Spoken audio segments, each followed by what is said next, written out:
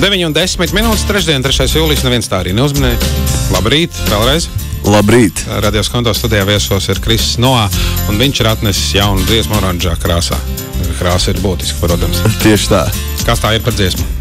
Dziesma ir nosaukuma 10 reižu, un patiesībā šis man kā dziesma autoram bija kaut kas jauns.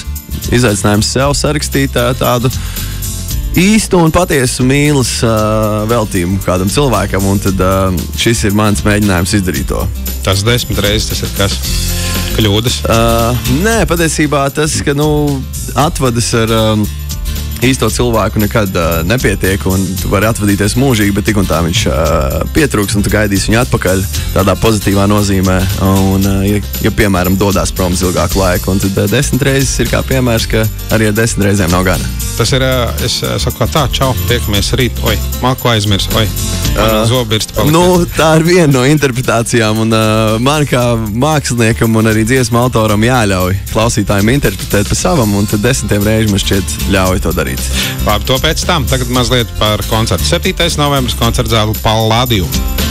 Kas būs koncertā? Šī dziesma noteikti vēl? Šī dziesma noteikti, un šobrīd strādāju pie albuma, lielākoties, kas būs latviešu valodā, un tad viennozīmīgi daudz jaunu kompozīciju, lielākais un pārliecinošākais mans koncerts lielākajā sastāvā, kādā es spēlēju līdz šim, un tāds patiesas prieks ir par to, kas ir priekšā.